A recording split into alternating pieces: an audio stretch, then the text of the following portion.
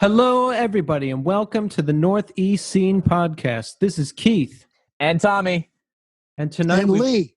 Oh, yes. Tonight we've got a very, very special guest, musician, actor, and just all-around legend, Lee Ving. Woo! Lee, thanks so much for coming on the show tonight. Oh, heck, it's my pleasure, brothers. Absolutely. Now, Tommy has told me a lot about you. You know, you have history with his family, and some of the stories he's told me are incredible, and I want to get into all of that, as well as your very storied career as well. So why don't we just start out by talking about where you grew up? Philadelphia. Oh, yes. Same. Now, did you grow up in the city? Yes. Oh, where at? I was born in Germantown Hospital. Okay. And at that time, I think we lived on Allegheny Avenue, just yes. a few blocks up the street from K&A, or Kensington and Allegheny. Was Kensington and Allegheny the crazy place back then that it is now? That has always been. Some things never change. Yes, never change. I used to spend too much time down there, if you know what I'm saying. Yes. So tell us a little bit about growing up in Philly. What were you doing? What were your interests? Well, shucks. We moved to Roslyn, and then I went to St. Luke's in Glenside for my first couple of years of school. Mm-hmm. Then St. John of the Cross in Roslyn for the rest of my elementary education. Then I went to Huntington Junior High School in the public school system, right there in Abington Township. Finished high school and went to Villanova after that, a good basketball school. Oh, yeah. So where did you meet Tommy's dad? How did you meet him? We were in high school together. We may have also been in grade school together.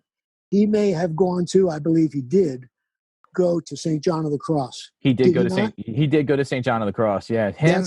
So just to give you some type of context, yes. Lee knew both my father and my uncle. So he calls my father Tommy and my uncle Chucky.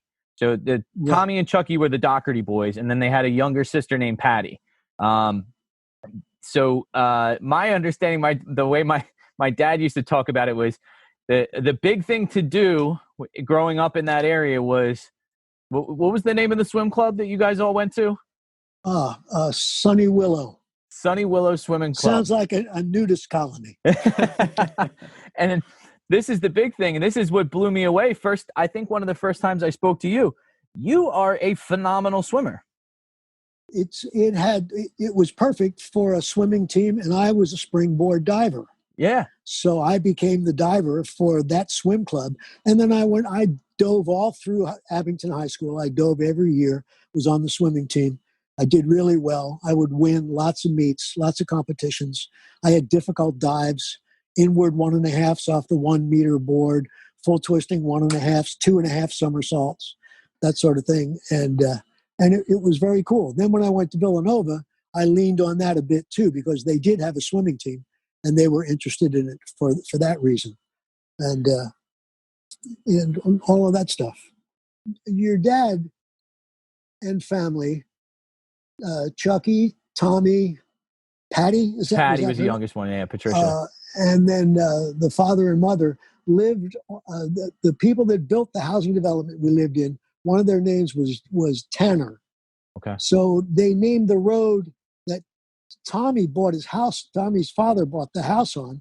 They named that Banner Road. Yeah. So it would remind people of him. Yeah. And then the other guy that built the housing development, his last name was Keynes. So the street we lived on was called Keynes Road. So we lived on adjoining streets. We lived in these houses that were identical, brick for brick. A development of like 50 houses, all the same. Sounds like Levittown. Yeah.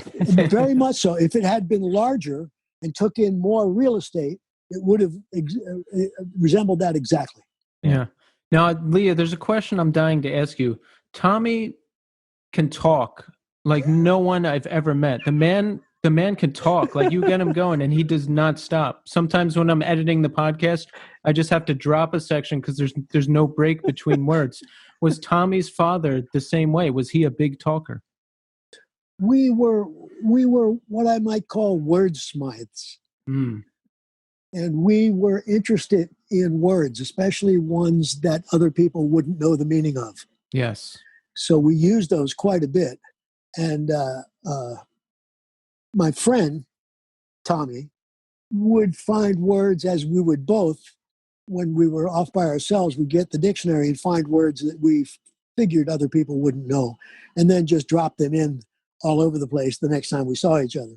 So with the both of us doing that, there was one word, and Tommy, that you have there remembered it. It's scrofulous. Scrofulous. I think it's a Latin word. Yeah. It means things like shoddy, like infected. Mangy Yeah. Is a great word. Scrofulous is what that means. Mangy. And so Tommy and I both had the ambition to have more words that people didn't know and use them to befuddle as many people as were possible. And so I met Tom in elementary school. We both went to St. John of the Cross. That's where I met him, moving into that housing development. And then we became friends later on as the swim club opened up, and in about a year or so afterwards. And we'd play basketball a lot together because I think we both had hoops in our driveways. And we were both faced with the task of getting into college. So that was becoming more difficult. There were more kids trying to do it. So their standards were becoming more rigid. And you had to be better with your college board scores and your aptitude tests and your grades, of course. Right. And, now, first, let me say, hearing you tell that story about Tommy's dad made me so emotional because it sounded so much like Tommy. Like it just sounds so much like something young Tommy would do. Tommy, like how did you feel hearing that for the first time? Like if I'm almost crying, you must have been a mess. Yeah, so like these come from, so this is Lee and I go back talking on the phone. Lee, how long do you think we've been talking on the phone for? I know I spoke to him once when I was living in the apartments in Ben Salem, so that we're going back probably 6 or 7 years. And and I've been here for 20. I got divorced out of Texas and had to come here in 1993 or something like that. And where are you now? I'm in West LA. Okay. On Washington Boulevard and Inglewood Boulevard, kind of that neighborhood, West LA. Okay. Culver City. So you said you were working to get into college. Now, Tommy told me your goal was to was it the Yale dive team? Yes. Okay. So tell us about that. I applied and went to Yale to interview and speak to the swimming coach and speak to everybody. And as it happened, I did not wind up going to Yale. I did want to go. I did want to do it. The Vietnam War had come up in the meantime. And it was more difficult to maintain your student deferment if you weren't using it. So the additional time that it would take to get into Yale, I think there was some there were some things they wanted me to do. It would have given I'd have had to reapply for my student deferment. And it was chancy whether or not that would have worked, and I might have gotten drafted. So as it happened, I went to Villanova just to make sure I was going to go somewhere rather than basic training for my freshman year of college. Did you end up serving at all? Yes. Okay. You served stateside, right? I wound up serving stateside, but that wasn't what most people were doing. Right. They were all going. Yes. And so I got in and enlisted and went all through my years here stateside. That's awesome. And what did you do while you were there? I had various MOs, MOS is what they called it. Mm-hmm. And job description is what it means. Yeah. And I still remember my number I would shout out. Have to, be standing at attention there. But so I got out and wound up being stateside the whole time, thank God. Yeah. Because my dad, I think he has, I don't know, 3 brothers, and they all ended up going. And my dad... everybody was going. Yes. And my dad was the only person who ended up not going because they had a lottery, I think. And if your birthday was within a certain range, you didn't have to go. And my dad still had the ticket. He showed me. He's like, best lottery I ever won. And I was like, you bet, man. Yeah. So that's my dad did the same thing because he knew he was going to get drafted relatively soon after graduation. So my father tried to defer in terms of, so he kept getting different assignments. So first thing he did was he enrolled in officer training school. So I think he did that out in Fort Sill in Oklahoma. And then he kept going for all these different new certifications. And the last one that he had, and I remember my mom saying, like, if he gets through this one and gets to the next part, he's most likely not gonna have to go over.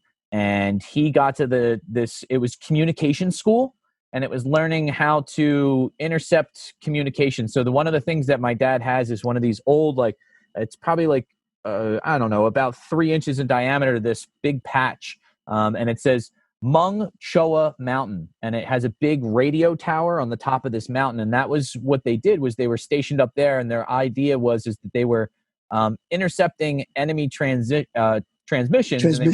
They were supposed to basically take that information that they were intercepting and then pass it along to interpreters who would then go ahead and determine whether the information was correct or if it was like a false flag type of thing where they were trying to send them in the wrong direction. Or if you're going to call in the bombers. Yeah, exactly. And I know when my dad came home, he ended up having to go twice. So he went first from 67 to 68. And then the next time he went was from 1970 to 1971. Because I remember when, right when he came home, or no, I forget exactly how it worked, but I know there was something that coincided with my sister, Patty, my oldest sister. She was born in July of 1971. There's something either her birth coincided with him leaving or her birth coincided with him coming home. But I think it was actually Patty was born and then 3 or 4 days later he had to leave. I think that's how the story goes. But yeah, leaving an infant, and then of course my mom is significantly younger than my father. So, my mom at the time was 19, maybe 20. And she's like there with a little tiny baby in the middle. My mom grew up in Logan. So there's my mother in the middle of I think at this point, I think she was in North Carolina and maybe she was back in Oklahoma at this point. But I remember her saying like, Tommy, I was in the middle of nowhere. I knew nobody. I have this teeny tiny little baby and I'm basically a kid. Like, I don't know what to do with she goes, there were so many times where she goes, I remember picking up the same magazine, reading the same article, doing the exact same. She goes, it was like, that movie Groundhog's Day? She's like, it was like that. She goes, every day was the exact same thing. And I just literally, it was like being in prison. I would just walk over and I would mark the days off in the calendar until I knew Tommy was coming home. And I was like, oh, Jesus. Like, and thinking like, it's just devastating because there's one of those things that you're thinking like, oh my God, this woman by herself in the middle of nowhere, young with a child going, I wonder if my husband's going to be one of the people that comes home. Like, and she always said that because of the way base housing worked, And I guess when they would do the death announcements, they would do them at relatively the same time every morning. And my mom would wake up and she said she would see, she goes, you would literally see them, two officers come and do the walk up, and, and knock on the door. People just totally destroyed leaving that meeting. Absolute devastation. And it's like, and it was the saddest time, the most inhumane time, the most incredibly calloused, inhuman, just inconsiderate set of circumstances. When you're damned if you do and damned if you don't. There's no escape of it. It was a horrific time. Yeah. And a horrific war. I mean, you hear the stories of how legendary the protests were and everything to try to stop that war. How was it bearing witness to that, Lee, while also being enlisted? There was every conceivable reaction to it. I was scared shitless, not knowing what to do, and trying to do the right thing, and lots of people were just not knowing what to do and doing the wrong thing. And it was, I don't know how to describe it other than my heart goes out to Tom here. Yeah. For having had to deal with that in the most difficult way. Yeah, right. And so for people that don't know, if you guys haven't listened before, this is so my father passed away from pancreatic cancer shortly. He died in July of 1987. So I had just turned 5 in April, and my mom ended up joining a class action lawsuit against the United States government because of they linked a bunch of different neurodegenerative diseases and cancers to the use of Agent Orange. Agent Orange was the defoliant that they would spray in areas to kind of, because make you be able to see the enemy better. Yeah, so but it killed both the enemy and the good guys. Yeah, I actually think there was something in the lawsuit that actually called it the way they termed it was involuntary friendly fire. Like they didn't mean to do it, but ultimately their actions caused the death of hundreds of thousands, if not millions of people. Because anybody that was exposed to it, depending on the levels that you were exposed, but my father being stationed on the top of this mountain, in order to clear the space to build all these radio towers and the housing and they had to defoliate everything. Precisely. So, that's one of the biggest things, and it's impacted my life. And it's one of these things that, you read about, when you're a kid and they teach you about the Vietnam War as a kid, and you're like, oh, it's a war. And it's like, oh no, this is a very real, it has very real repercussions, things that resonate into today, Yes. So Lee, did you keep in touch with Tommy's father throughout the war? Were you guys still in contact with each other? I think at that time that we were both involved. I think I knew that he was in the service too. Mm-hmm. And I knew that we were both in it. And my time to have a life aside from that was nil. It was just, that's all there was.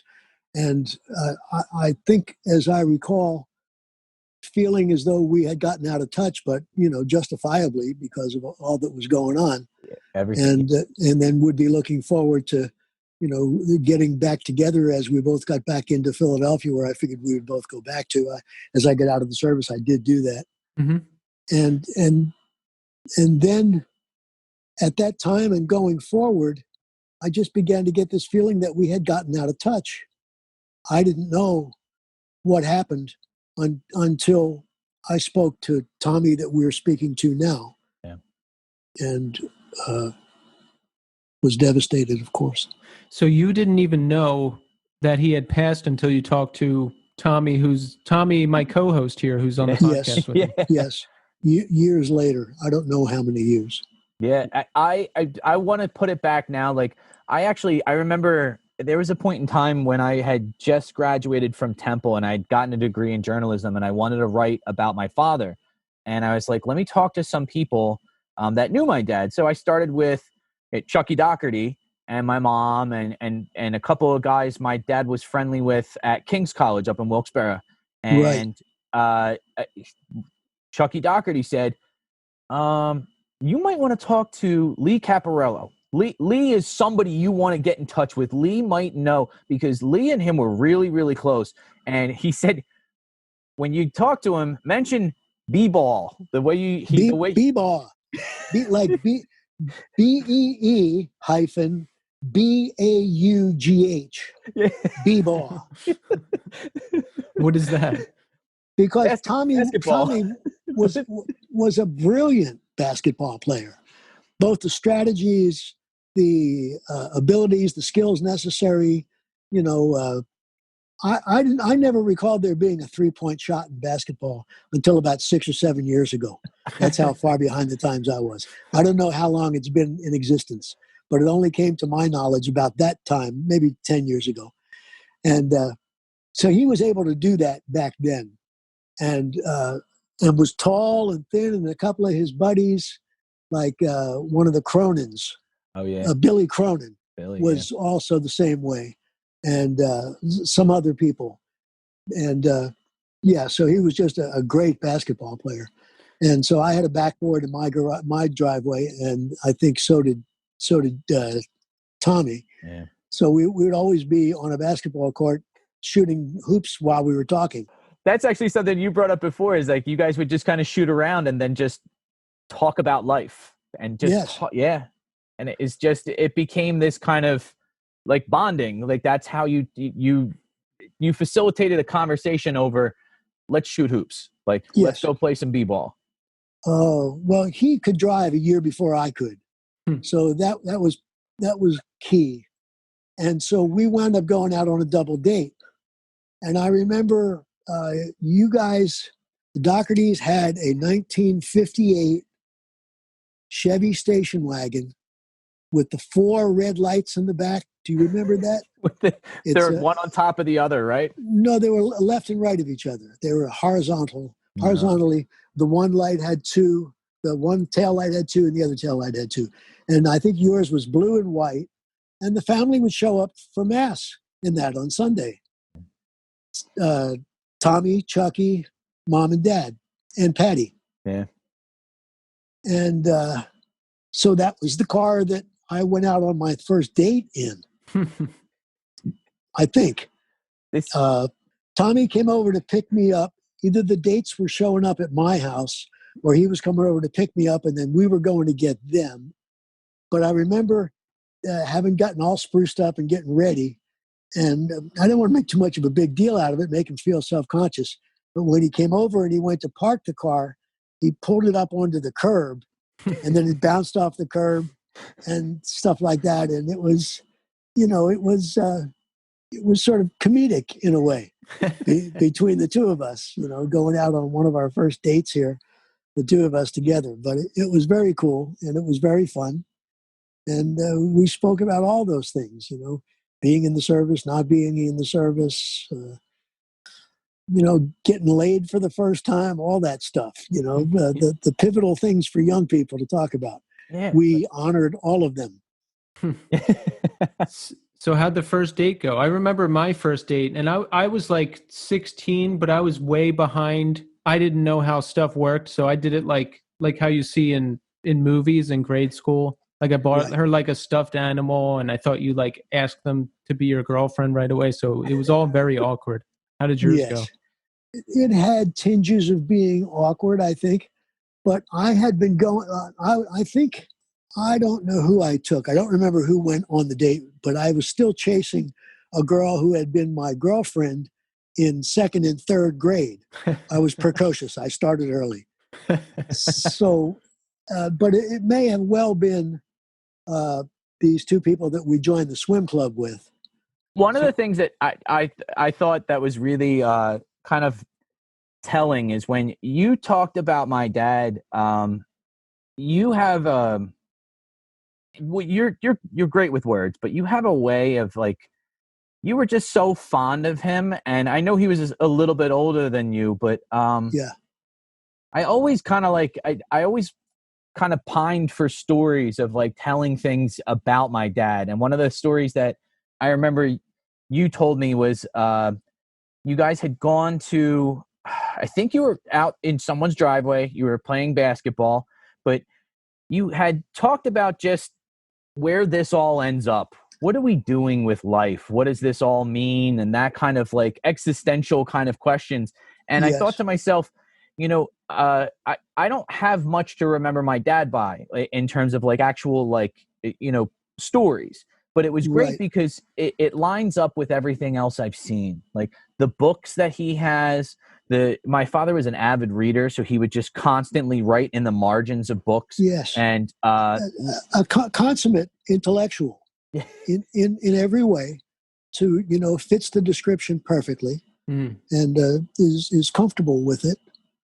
And the conversation was as enjoyable as you can imagine, and challenging.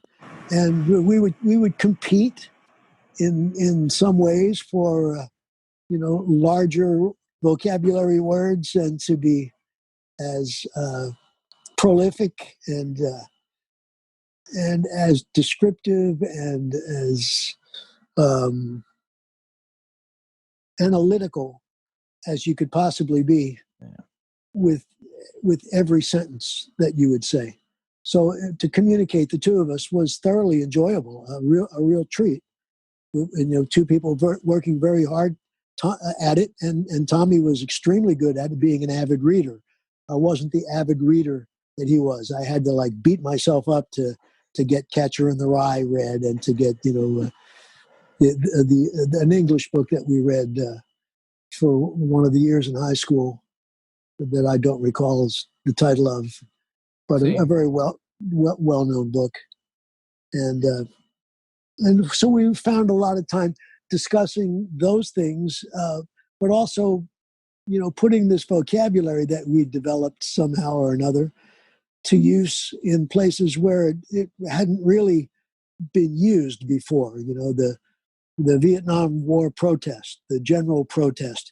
So so you didn't hear that you didn't hear that Tommy's father had passed until young Tommy here called you to ask about his father. I think it's entirely possible. My memory's not as perfect as it ought to be.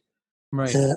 Well, I'm older, so it's it doesn't last in a perfect form. So I don't really recall. But what I do recall is thinking that we had gotten out of touch and that everything was okay. Mm-hmm. And it wasn't until speaking to Tommy Jr. that I found out the awful truth. It must have been mind-blowing to have Tommy Jr. call you and say, like, my father has passed, and can you tell me about him? Oh man, I want to do well and to give information and to make Tommy feel better in any way that's humanly possible. And right. I'm afraid that there's always some sadness attached to it, and I know that there is. So I'm so grateful that in my head I'm going like, when my uncle Chucky Doherty said, yeah, contact this guy. And then I was like, this guy's famous. He's not going to answer. He's going to answer an email. Are you out of your mind? Like, yes, he is. If he finds out you're Tommy's son, he certainly is. And I thought to myself, I remember standing in the kitchen I had in Ben Salem, and I remember standing there for a while, just kind of staring at the number, like, oh man, like if he picks up, my worst fear was that you picked up. Like I'm in my head because I had so many questions, I don't know where to start. Mm-hmm. Right. But I loved your dad like crazy, and I wouldn't have cared where you'd start. I just felt this tremendous drive to want to fill in the blanks for you as much as I could and in any way, and to hopefully avoid the almost the concomitant sadness that would come, Yeah. and wanting to help, but realizing it was something that was very difficult. Yeah, but in talking about it, I think I've worked through a lot of the things of making sure that I had a more full understanding of the person he was, because there's a lot of Sure. times where I've looked at things and I go, especially when I look at pictures. This is a consistent thing. My sister and I, when we get together, we will go through old pictures and we'll see pictures of my father. And when we talk about him, we say, Daddy, Daddy did this. And then remember when Daddy did that thing? And I see pictures, and then sometimes I don't know if I actually have that memory of that moment, or if I'm Right. reliving the story someone has told to me or relayed to me. And I think that's a difficult thing for me. But at first I was like, oh my God, is this all just made up? Am I just living someone else's story, or do I really remember this? And what I've come to the conclusion is, I don't give a shit. Right. I don't care. Right. Memory It doesn't matter. It doesn't matter. It's what Precisely. more you actually know about Daddy. Yeah. And it's the fact that I have even that emotionality connected to that moment, whether it's fake or real, I don't care. I don't care. Right. The fact that it's something that I can connect with, because there honestly, like, if I'm being really honest, there are very few things I can connect with. And one of the things that I found through this is, a lot of times when I bring him up to people, they just, they kind of go, oh, well, yeah, he was a really nice guy. He was really smart. And yeah, it was a shame. Like, that's the extent of the conversation they want to have. Whereas Lee has been like, how much time you got? Look, do you have too much? Like, do you have, like, honestly, what time your kids going to bed? Like, and I'm like, okay, good. And the other thing is like, I went to talk to Lee, what was that, Friday evening? Or no, was it Friday? Yeah, Friday evening. And I had to cut our conversation short because I was like, look, I want to make sure that we're okay for when we talk on Monday. But one of the things that I really want to, just kind of get across to you is that I truly appreciate what you're doing. And I want to make sure that, like, you understand how much I appreciate this. And I said, but I have to go. We only ended up talking for about 20 minutes. I was like, my daughter has a fever. And I didn't, Yes. he was like, yo, that's the most concrete reason for anything to do in the whole world, for you being a father. Yeah. And being a good father, and showing the beauty of that, and the love involved in it, and the care that you feel and want to give, and that could only make me love you personally more. There's no other way. It's something that I respect most about life. This is the one thing, is that I mentioned that to probably, I don't know, 5 or 6 people, like, hey, look, I'm not going to be doing things or whatever. The baby has a fever. Saturday morning, I woke up to a text from Lee, just checking in, making sure the baby's okay. And it brought a tear to my, I got choked up. I was like, holy shit, this guy is, like, literally never met. When people really give a shit, it's rare, dude, and it's beautiful. Insane. When you can tell they genuinely give a shit, and they only give a shit because they give a shit. They don't want anything. It's just, that's right. And that's the best. Yeah. It just comes from the heart. That's the best. But this is the go ahead, Keith. I wanted to ask. Now, first let me say, I've thought about this a lot lately, because Tommy, you lost your father when you were 5, and my girlfriend has a child who's now 14. We've been together almost a year, and her father died when she was 10. So that's like a connection that I think about now, and it's tragic. Like, it's really sad. I mean, I wish that this kid still had her father in her life, just like I wish you could have had those experiences growing up, because I have both of my parents are still alive, so it's something I can't even really conceive of.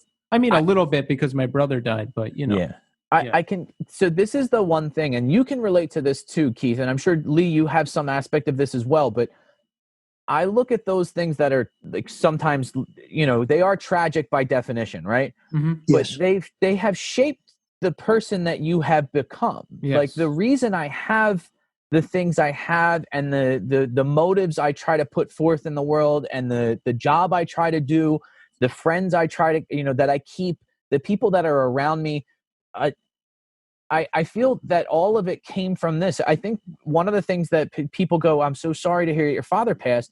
One of my immediate thoughts after that initial sadness that kind of goes along with it is, my sister and I became unbelievably close because of that.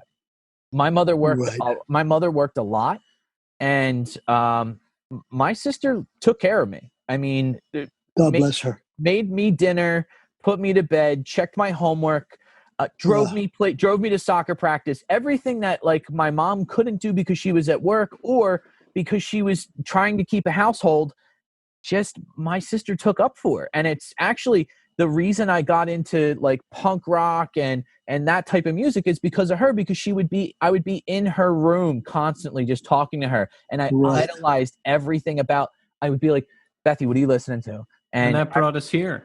And it brought us all to this part, to this moment, this exact moment of us all looking into a computer. And God bless your sister. I know.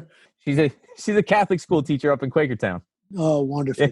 Tell her I send my love and just thank her for being the sweetheart of a human being that she is. I will, Lee. I'll text her right when we're done. So here's a tie-in to, I think, a conversation Tommy was alluding to earlier, Lee, with you and his father in the basketball game. How did you decide to start focusing on music? Now, I know you came from a musical background, and I think your parents played, and you played at a young age, piano and stuff like that, right? I started studying guitar when I was 11. Mm-hmm. And I wanted to do it when I found my mother's mandolin, and it was little, and I was about 4 or 5 years old. So I always messed with it, and I liked it. Mm-hmm. And then when I was 11, I asked for a guitar. It was the first couple of years of Elvis Presley. A Hound Dog and Don't Be Cruel were hits. Yes. And so I got the guitar, and I started to study. There was a guitar teacher in Philadelphia, Ann Brown. She's a country and western guitar player, and she could sing. She could yodel. It was cool.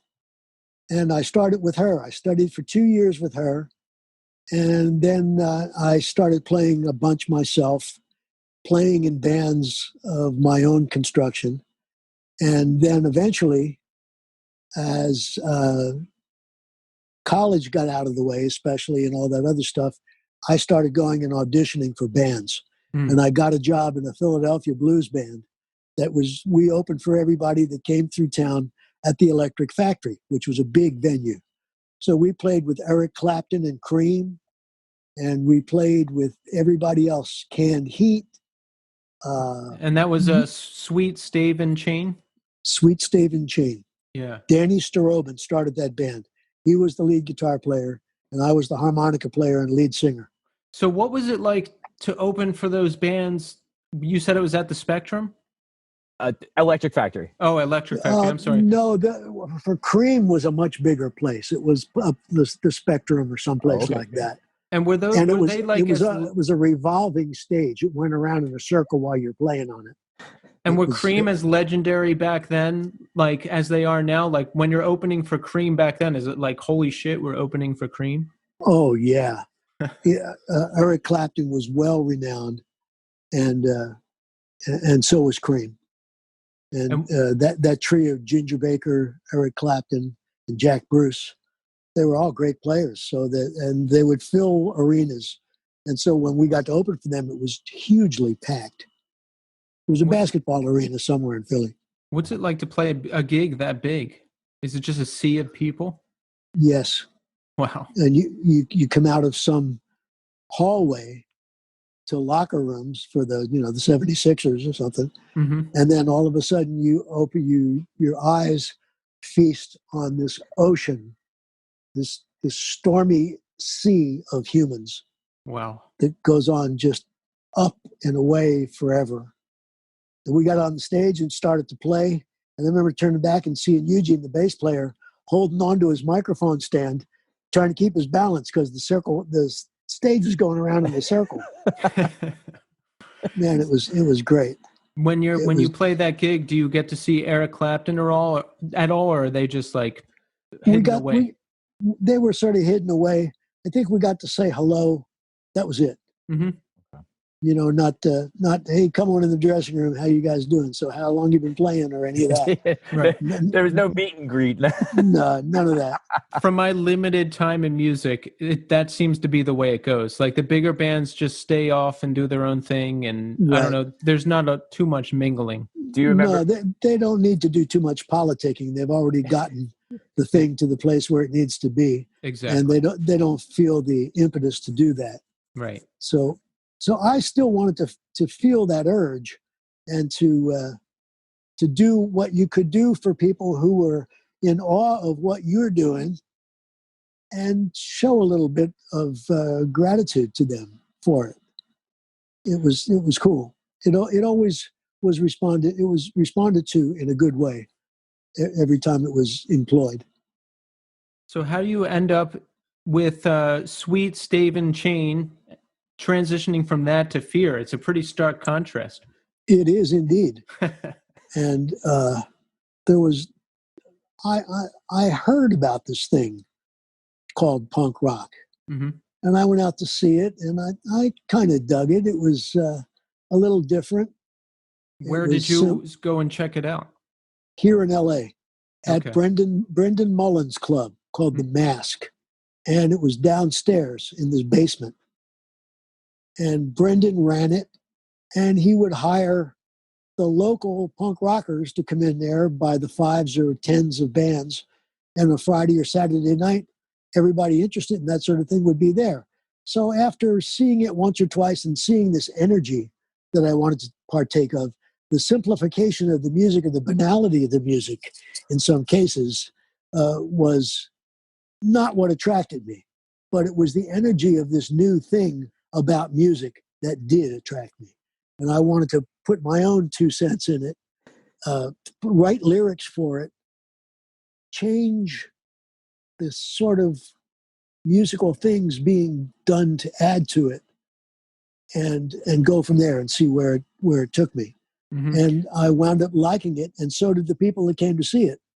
So we kept doing it, and then we wound up getting TV stuff and on the road gig stuff up in San Francisco, especially the punk rock club up there that the San Francisco Brendan Mullen was doing, who we went up to work for quite a bit as time went on. And then we found out that there was punk rock clubs in every town across the whole country. Wow. So we piled our asses in the van, had been in the studio with a couple of recording projects, took a bunch of records and tapes with us, and off we went. Drive across the country. Drove to New York, Philadelphia, down through the South, New Orleans, in through Texas, and back home. And it was great. Did you have contacts, or did you just get in the van and you had to track down the club? No, we were a little better than doing that. I'd make contacts with the people booking the clubs that we needed to go to and space them out in a way so we could get there. Mm-hmm. And that wound up working really well. Did you play CB's in New York? CBGB's. I believe we did. We did play there, and I think we ran into some of the Ramones, and the other people we were playing with were regionally doing well. It was very cool. New York was a good punk rock town. Oh, yeah. Did you find that, like, because a lot of at that time, like the beginning of punk rock kind of had that sloppiness to it, that you kind of got like, you're like, I'm a proficient musician. Like, I can play this damn thing. Like, what are you guys doing? Did you find that, like, you had that back and forth? Like, why are you guys not prepared? Like, what? Right. Well, we had been playing, I had been playing for like more than 20 years. I started playing when I was 8 or 9, started taking lessons when I was 10 or 11. So by the time we got through all the music I played in New York in jazz, rock bands with bona fide jazz players, Bruce Ditmas was our drummer. Our keyboard player was a name that you would have known. A guitar player named Bruce Johnson. who could really beautifully play and knew all the 13th chords and the minor nines and the flat fives and everything you need. He knew all of that. And so we were not new to it. We weren't going to get up and play bad like lots of people were doing because they had just started playing a week or two before. And we're not prepared. We were prepared. We were ready. Did you find musicians that when you were searching people out, you were like, all right, this guy has a look, or were you like, this dude can play and we can fix the look? Like we can get him to. Right. It was all the player. Yeah. That's what we were looking for. I didn't care what people looked like.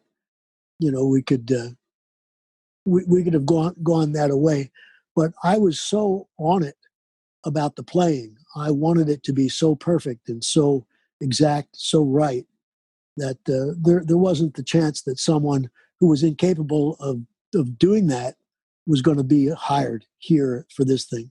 Yeah. Mm-hmm. This thing wanted to be a jazz rock fusion of its own. So everybody that played was experienced.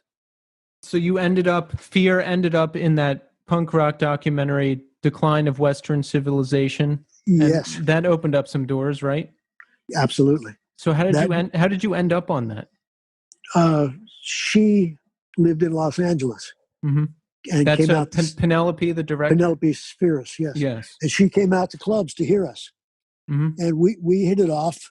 We had been signed to her boyfriend, Bob Biggs, mm-hmm. who started Slash Records, and made our first recordings there.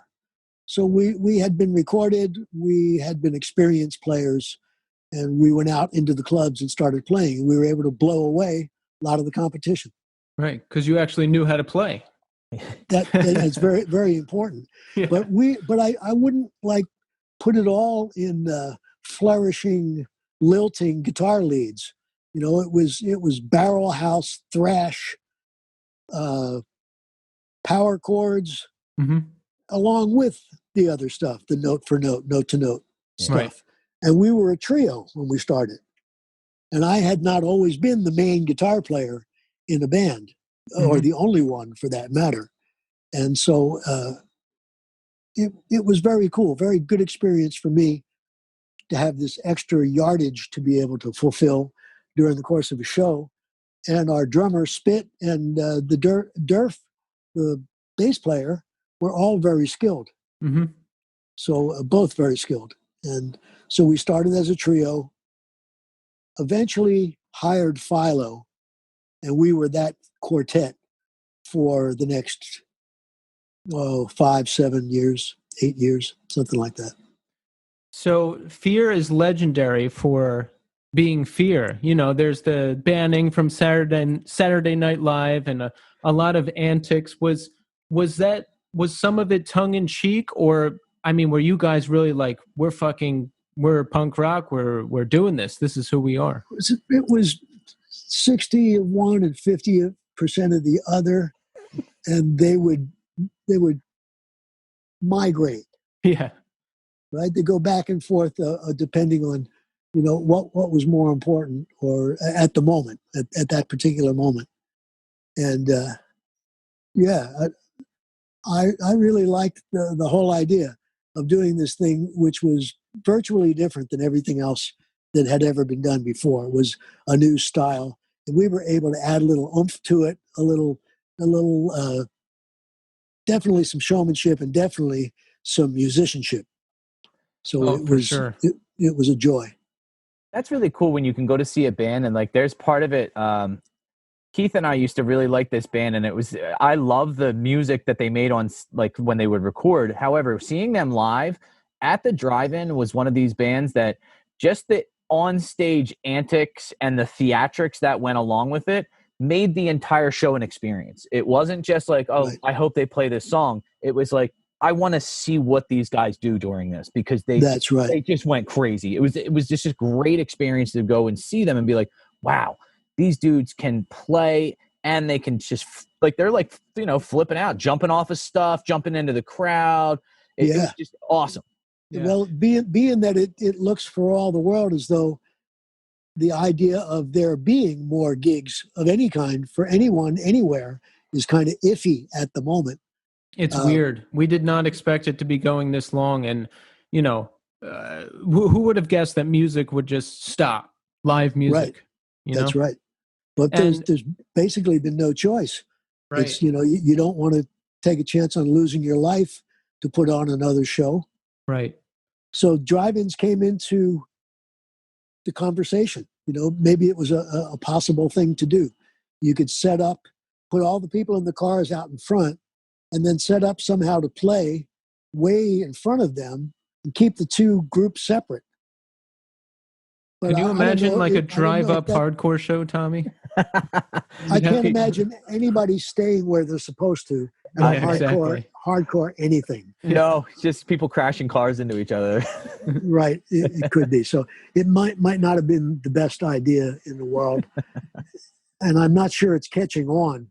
So, Lee, you mentioned, just being drawn to the energy of the music. And I didn't know this world of music existed at all. And when I saw it in its modern form, I don't know, it was 98 or 99. And I just watched a room completely explode and people pulverizing each other. And I was scared out of my mind. And I was hooked from then on. It was it was an experience like nothing I had ever seen or felt before. And I wanted to keep chasing it. Did you feel the same way?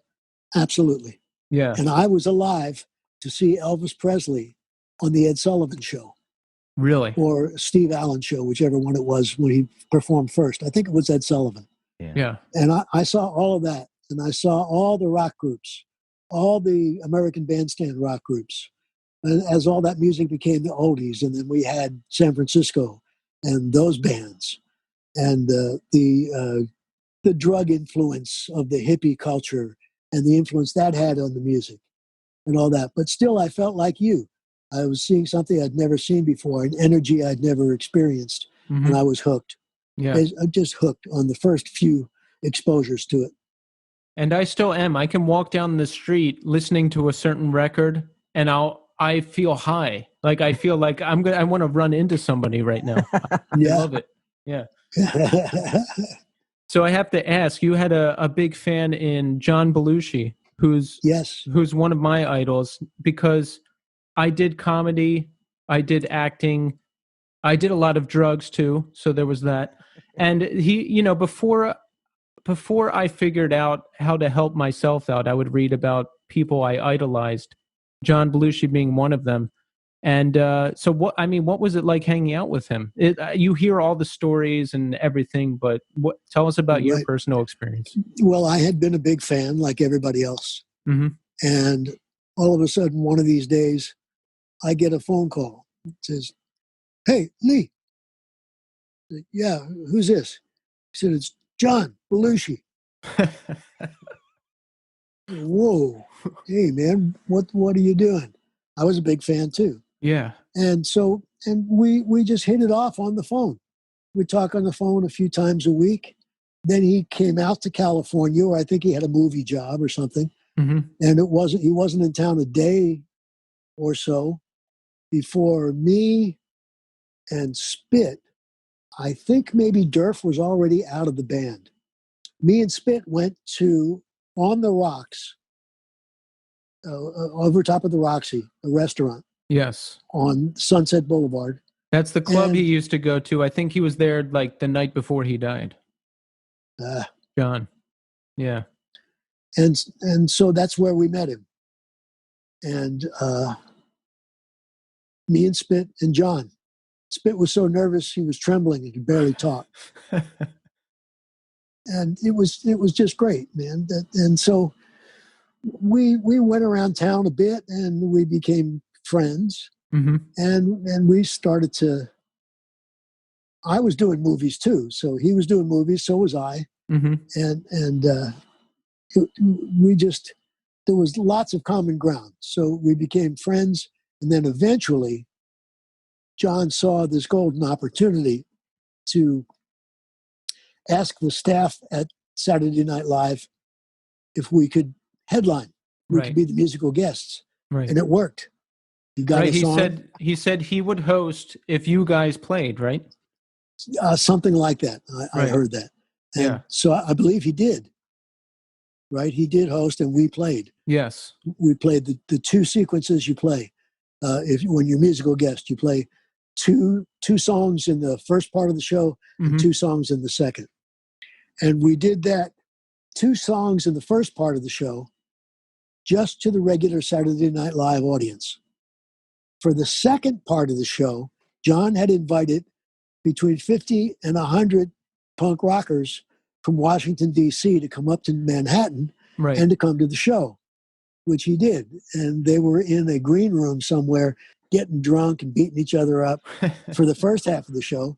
And then they were ushered in to the studio to watch us play our second set of songs.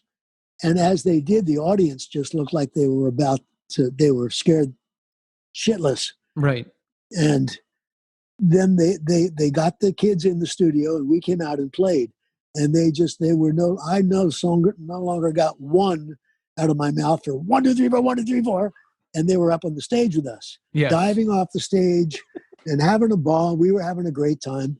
And we did something like, we did Let's Have a War and one other song. I don't remember which for the second half. I think we did I Love Living in the City for the first, but it might have been in the second half.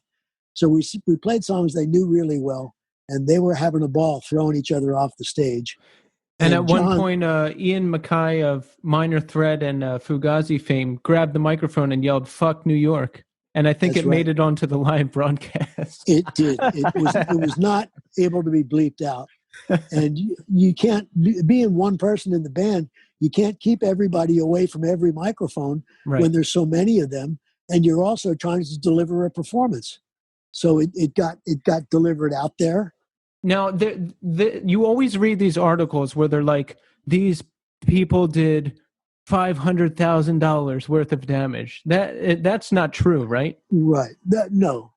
It wouldn't have been possible. Right. Even if we had set out to do something like that, I don't see available items that would cost something like that if you destroyed them. Right. Only if you were to like break all the TV cameras and the mixing board or something like that, could you have done something like that. But there's no advantage in doing that.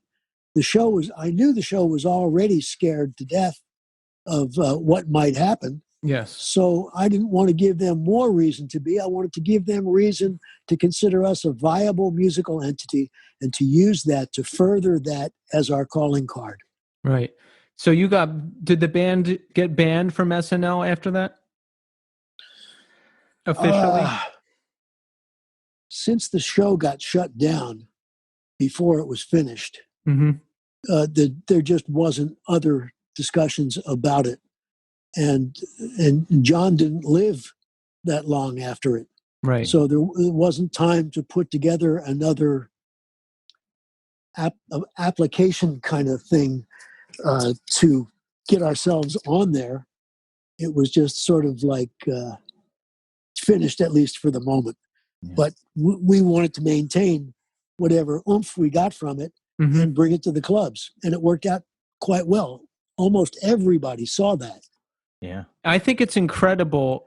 That's why I respect John Belushi so much because, one, punk rock and the love of it, and two, pulling the strings to get an act like Fear on national TV on Saturday Night Live, which is unheard of. That's just fucking cool. That's right. That is awesome. His heart's in the right place. It's a Herculean effort. Yeah. To post something like this right in straight people's face, especially ones who have something to lose, people who are running, producing a show, all that kind of thing. When you were hanging out with John, did you ever think like, oh man, like this guy's out of control? Because I used to be really out of control. I ask because I used to be really out of control. You can ask Tommy here. Like sometimes you'd hang out with me and it would be a lot of fun, but sometimes you'd hang out with me and it'd be really scary. Like what was your experience with John? I never saw. I saw that as much of whatever there was at the time in the room, right, with all of us. It felt to me as though he would continue being involved with it until it was gone, Right. regardless of the amount. Right. I noticed that about it, and that was something I recall as a scary thought, Yes. especially in as much as how much ground we were gaining by the instant, by the second, Yes. from our relationship with this guy, Mhm. with John, Yeah. who was a sweetheart. Yeah. Really, really nice guy involved, whatever the other involvements were. Right. And that's, yeah, he just seemed like, I mean, I don't know him obviously, but he just seemed like a really nice person. And, I can see that because the darkest times I went through with that kind of stuff, it was all hidden. Like nobody saw it. Right. It was Right. all hidden. My family has said that. And I kept it hidden from everyone because I wanted to pretend I was normal. So, Right. yeah, so I just secluded myself a lot. And it's so one day I got a phone call, Yeah. and I was crushed. Yeah, it's hard. I have so many friends, since before I cleaned up my act and after I have know so many people who died, friends or just people I sort of knew, and it sucks because you just never know, Yeah. like why am I here? Why are they not? I've had close friends die, and yeah, it never goes away. No. Sometimes you don't think about it. Some days it hits you like a ton of bricks, and you're really Yeah. sad, and you see things that remind you of that person, and it's a tough thing to deal with. I think I knew what that situation involved back then around that time. I've since, I think, tried to block it out so many times. I'm having trouble recalling it. And then when I have trouble recalling it, I just leave it go at that and try not to, think about it until I have all the things fulfilled in my memory of it. I Right. don't want them to be there. I don't want to be able to access them. It was a terrible sadness. Absolutely. So, in addition to, were you doing acting parallel with music while Fear was on the rise? Yes, I was doing flash dance while I'm playing "Fuck You, Let's Rodeo," That's the and I dream. wish I could have brought that to the movie. Can you imagine Jennifer Beals doing what she was asked to do in that film, with that being the music?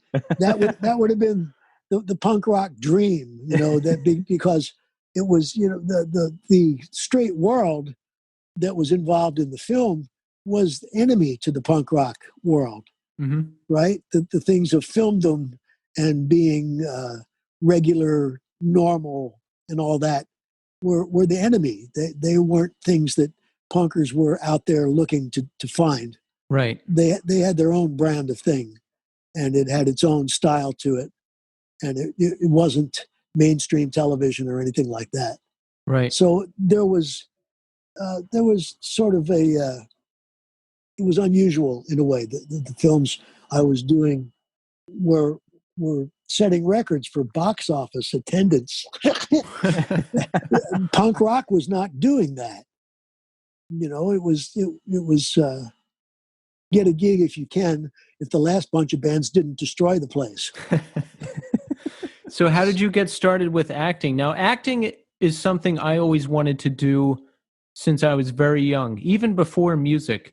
And then I got involved with music. And then last year, I took an acting class and we put on a production of a play that I ended up getting in the lead in. So I finally got to do that and scratch that itch, which was great. And it's just two things I always wanted to do. So, how did you decide you wanted to give acting a go? I was in town. Mm-hmm.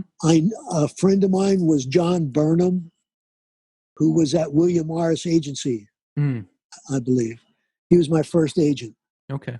I had several in the meantime, and I still speak to John now. Mm-hmm. So I wouldn't say he's still in the circle, and it was something I always would have liked to do too, but thought it was severely difficult, different, and demanding than music was, which was already difficult and demanding. Yes. So I wouldn't have gone and taken it upon myself to become an actor by myself had there not been an opportunity, bingo supplied by John, I think, that may have had to do with Flashdance. He may have had something to do with my getting that part. Because I did go to read for it with Adrian Lyne, the director. So how did you, now I had to learn how to act. I had some natural talent, or at least the teacher told me, but I just kept going to the classes, and then one day it just clicked. Like I thought it was something that you learn and then you know how to do it and that's it, but it's not that at all. You have to access that thing every time, and you have to have a way to get there every time. And it took me a long time to learn that, and it's extremely difficult to do. So what was your experience? Well, I had some of it already from music. I'd been playing in front of people since I'm 11. Yeah. So all those early years made me not be thoroughly afraid of it, more comfortable in it and with it, and more apt to try to say something in particular about it and with it by doing it. And so I was more comfortable with it for that reason. And I think it also was something that made me more desirable as an actor for people who wrote a film that wanted to have somebody do something specific for this part. If I understood what that was, I would be pretty good at it. And it helped me do acting, that experience that I had from not being afraid to stand up in front of people and sing, which makes you feel even more naked than does saying lines. There you're just wearing the costume and translating emotions and saying lines and putting your own tilt on it a bit, or maybe a lot. But it came from doing that with music, my eagerness and wanting to do that as an actor. Yeah, you have to be fearless. And the first acting class I went to, I didn't have any lines or anything. So I was a musician, so I just went up on stage and sung a song a cappella that I wrote, and it was the scariest thing ever. And I'm super shy. I'm super shy, but for some reason when I get up on that stage, I can treat it like it's my job and I can get it done. Yes. Yeah. Skills and attitudes such as that are very useful. You don't want to be scared of it. You don't want to be so impressed with it that you don't feel you're able or worthy of it or some crazy thing like that. Right. It's just, pay no attention, but delivering the things that this person whom you are acting would do, and bring that to the crowd, and hopefully they'll like it. So let's talk more about, so you're doing Fear, right? You're doing Fear, You're doing acting. So where does it all end up? Like, take us through some of what happened over the next few years. Let's see. So Clue happened over the next couple of few years. Yes. And several other films, maybe 4, 5, or 10 movies in my repertoire. And I love making movies, and I would love to make more of them. But I love and need to be involved with music. It's something I have no choice in. It's who wakes up each morning.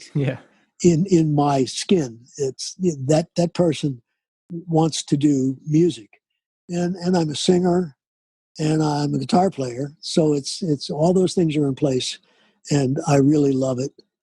And I will continue to do that. And any film work that comes up, if I'm interested in something about the character or the character period, I'd be very willing to do more of it. I thoroughly enjoy it. Do you get scripts still? Like they'll say, hey, maybe you should read for this? Let's see, what have I gotten lately? I'm not getting as many as I have. Mm-hmm. I still have friends who are agents. Mm-hmm. John Burnham, one of them, and I think if they were to find something that was right, or somebody would find some people who are looking for me, they'd turn them on to the channels to get it together.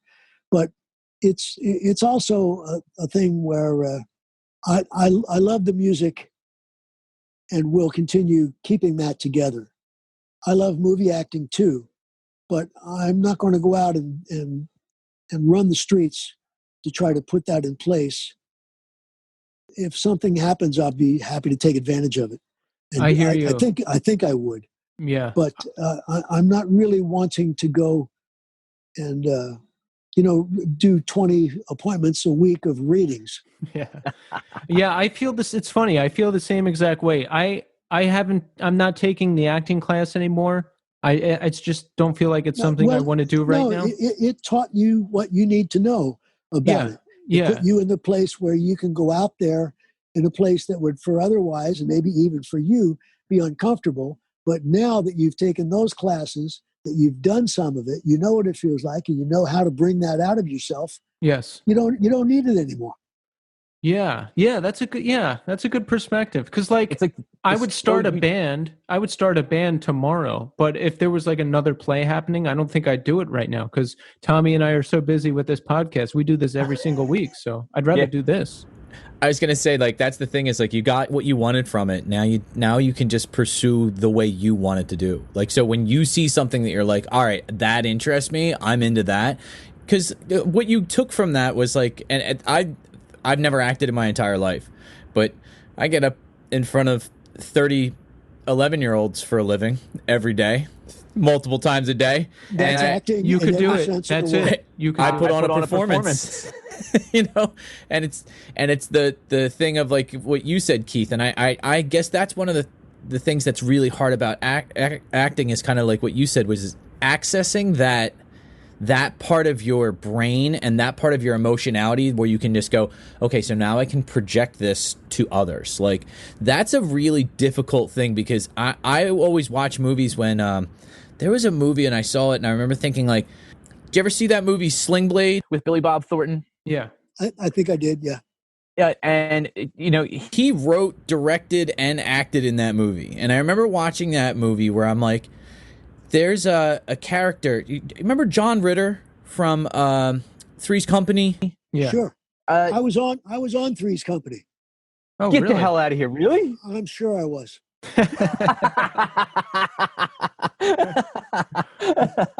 But there's a scene where Billy Bob Thornton and him are sharing a meal, and this John Ritter has this heartfelt conversation about where he's talking about how he's gay, and he like starts explaining what gay is, and in my head I'm going like, I know that's the dude from Three's Company, I know that's the dude from Problem Child, but in this very moment watching this, I believe every single word he's saying. He is that in that moment. He is that person. He's that guy from the South that's closeted. It's beautiful. Is. Like that's the mistake I made about acting. Acting isn't pretending to do that. You really do it. Acting you is really being, do it.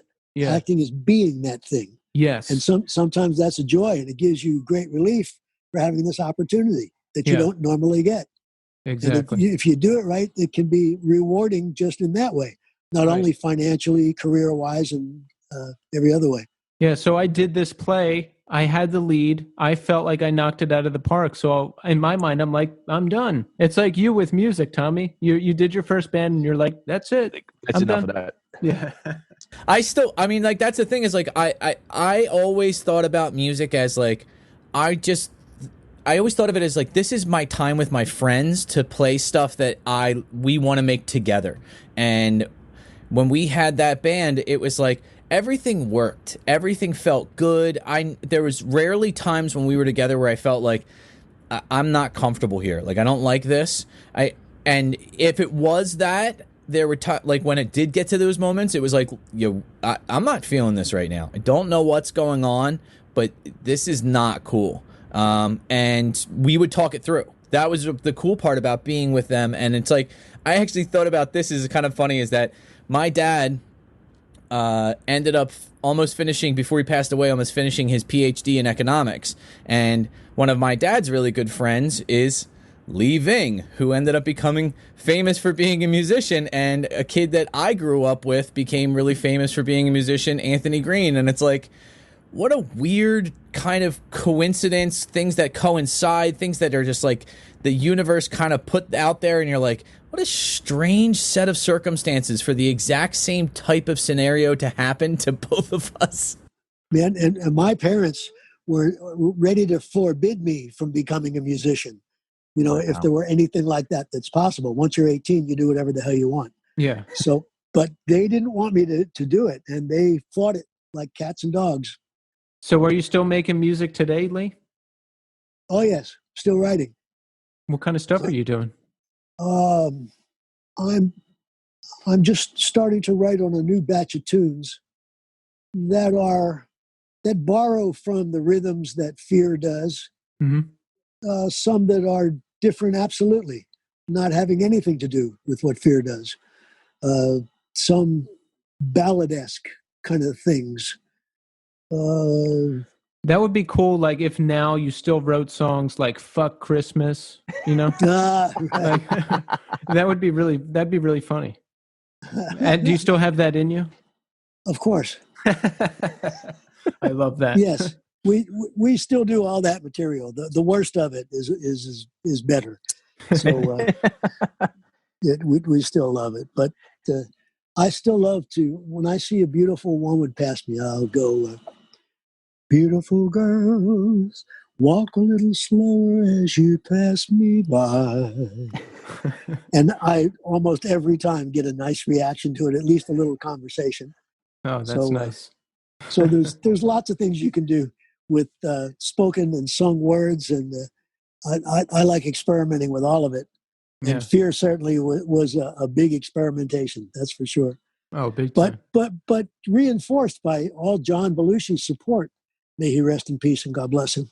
Yes, he's legendary. I've become a historian on him over the years. I've read like all the books and saw all the movies. Did you hear you must have heard the legendary story where he was trying to get Fear on the Neighbors soundtrack, and he was going from office to office at Universal, I think, like making everyone listen to it, and he's like, you got to put this in the movie. And you know, and I really related to that because I used to go to I listened to the most abrasive, crazy music you ever heard, and I would go to parties and put it on. Like they'd be listening to something nice, and I'd pop open the CD player, put this on, and I'll be like, this is what we should be listening to. And then everyone would get really mad at me, and it was fun. I would get home from a day of going out on movie auditions or some damn thing, or looking for musicians, or auditioning myself as lead singer in a band somewhere, possibly. Mm-hmm. And I would consistently get a call. Hey, man, did you hear what John did today? Every day was something else.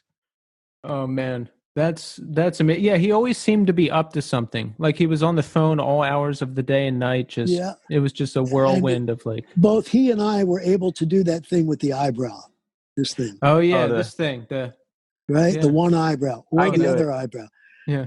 Either one I can't or do both. it both. Right? I can't do it both. No. But John and I could both do it with both. So we'd be there eyebrowing like two idiots, man. For, you know.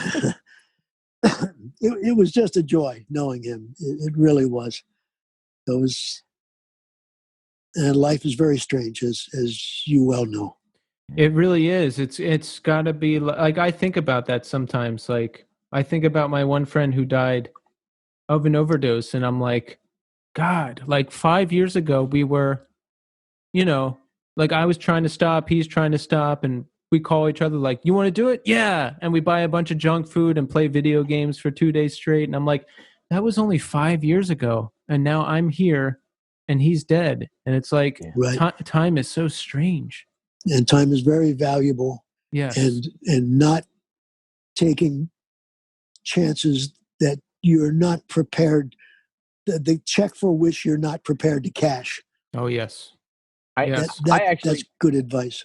I actually had this. I had this moment the other day. It was Thursday or Friday of last week, and I teach from my basement, so like I have a big whiteboard set up, and all my markers and all my math stuff is down here. So because I have to teach through video, I'm literally a floor below where my daughters are playing, and I remember I had a moment of like, oh, I got to grade all this stuff really quick, and I got to put all these grades in, and I was like, I can hear them listening to like some Disney song upstairs. I'm like, I'm going upstairs and playing with my kids, because here's the thing. I'm never going to regret that and then go, I wish I had put those grades in. Like, fuck that. No one's going to ever go, hey, did he put those grades in? Like, but my daughters are going to remember Daddy came up from upstairs and played with us. And, you know, or the other day we were doing something, and they were getting ready for school, and they were like, so they have online school. So I was like, all right, well, let's do something like fun. And they were like, but we have to get ready for school. And I'm like, let's just go take the dog for a walk. Let's go get in the car. Let's go to the park. We'll find a path that nobody else is on, and we'll walk it. And they were like, really? And I'm like, yeah. And they're like, what's mommy going to say? I'm like, who cares? Like, mommy's going to come with us. Like, what's the difference? And they're like, but our schoolwork's not done. I'm like, yeah, in 40 years, you're not going to go, oh, I wish I had done that. So you go, get out of here. They're going to remember, like, yeah, and I consistently think of that like now, because like you've brought up several times like talking about my dad, and it's like the fondest memories I have are of like, especially when my dad would come home from work, because he took the train down to Philly. Like, he would come home from work, he would have a 3-piece suit on, he would come back, yeah, newspaper under the arm. Yes, like literally something out of like, you know, like it was like out of Leave It to Beaver. Like it was that type of shit. And you would just go, my father did the very same thing. You could not have told the difference between your dad and my dad with their backs turned to you. Oh yeah. On that train. Because everybody it was like a uniform. They all had the same overcoat, raincoat, overcoat kind of thing. Or a herringbone top coat. Yes, with that hat, or later on a suit, and they were all dressed the same way, and all did the very same thing. It was a bizarre time. It was, because it was just like whatever that fad was at the time, everybody latched onto it, and that became the uniform of the time. And it's like my fondest memories. I remember my dad coming home from work. He had getting out of the uniform. Yes, he would pull up in his car. He had a Chevy Citation. He had a brown Chevy Citation, a little one with the two big doors on the side. It was a 2-door. And I remember he would get out, he would come inside, and he would come in and grab he had an old Villanova sweatshirt. He would put a Villanova sweatshirt on and gray sweatpants, and he would go, let's go outside and play.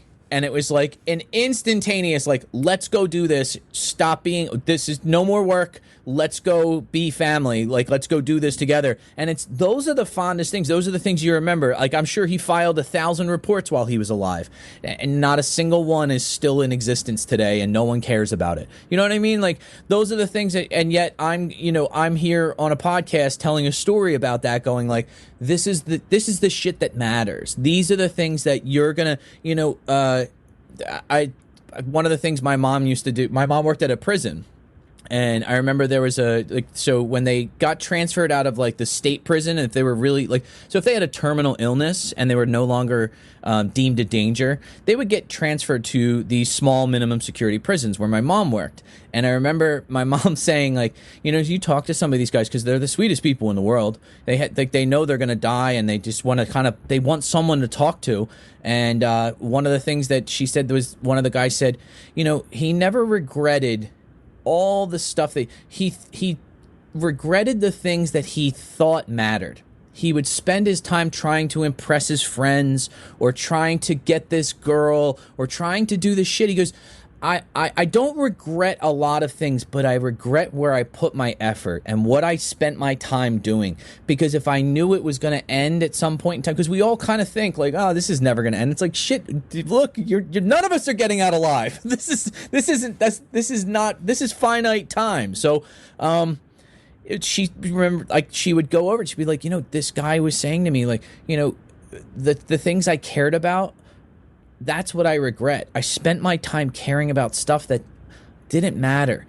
And at the time, it was everything. You thought it was like, no, this is the whole thing. I have to care about this. I have to focus on this. And in the long run, it didn't matter at all.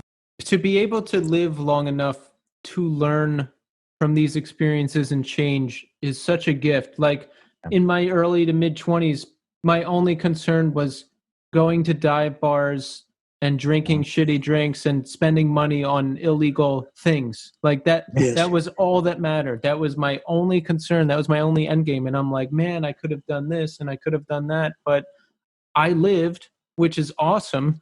And now very fortunate. And I lived, I learned, I'm learning, and I get to do stuff like this now. Now I'm doing it all now. And that's great, because not everybody gets that opportunity.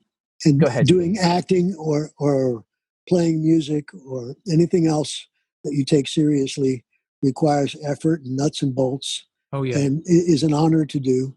And the other things are a complete and utter waste of time that you can't see. There's no result. Within reason, there's no positive thing from it. You don't come out any better for it anywhere. No. And you might not come out of it at all is the problem. Right. Yeah. And it's, and when you're younger, like when John was that age, it just seemed like you could do any of this stuff as many times as you wanted.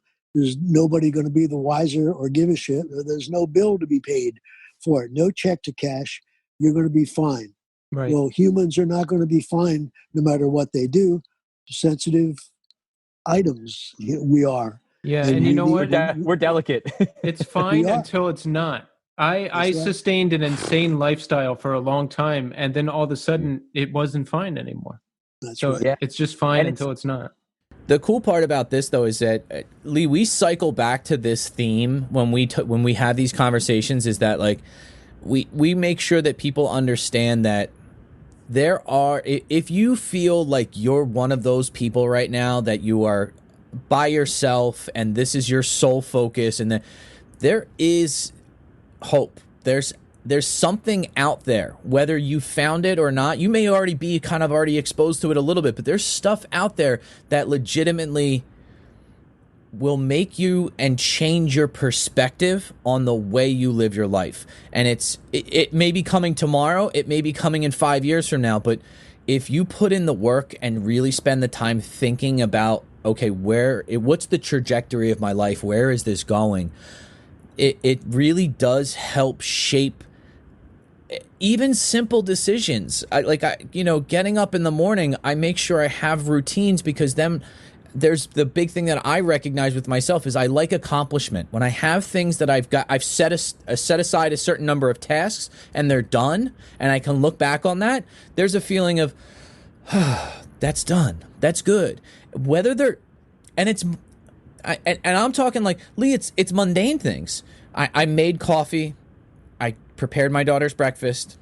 I emptied the dishwasher. I started up my computer.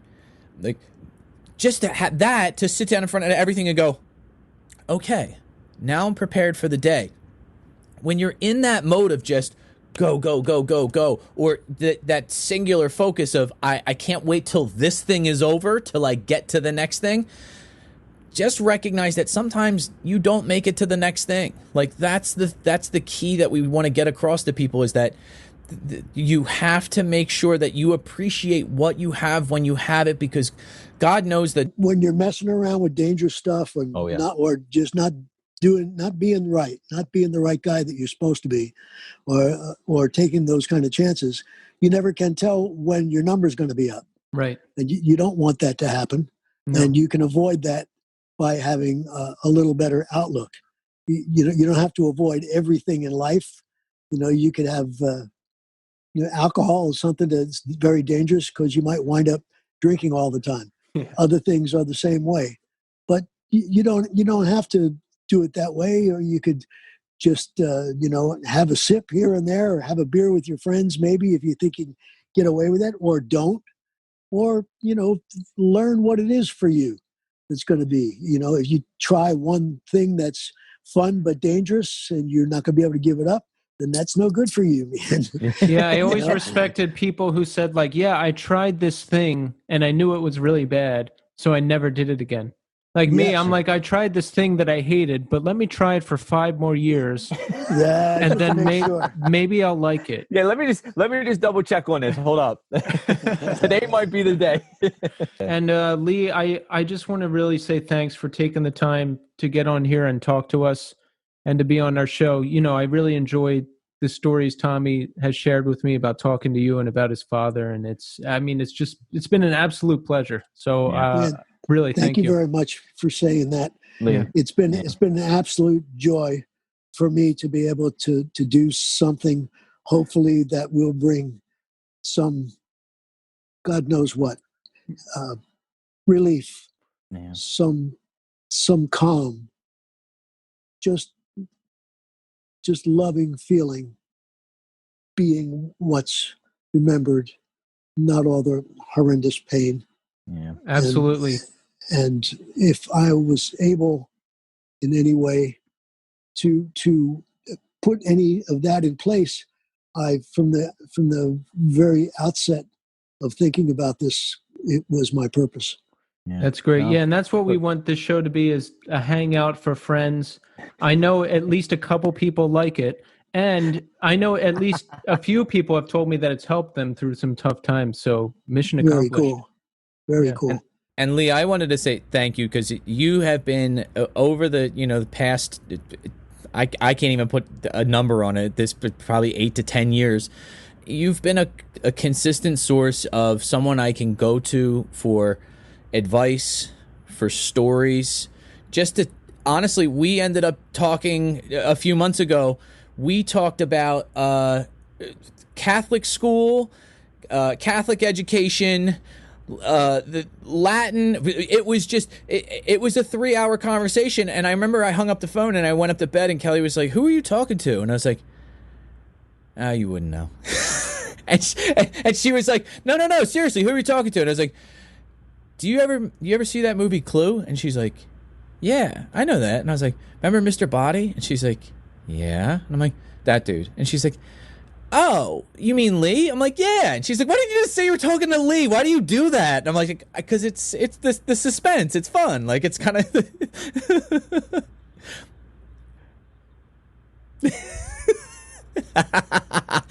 You know what was funny?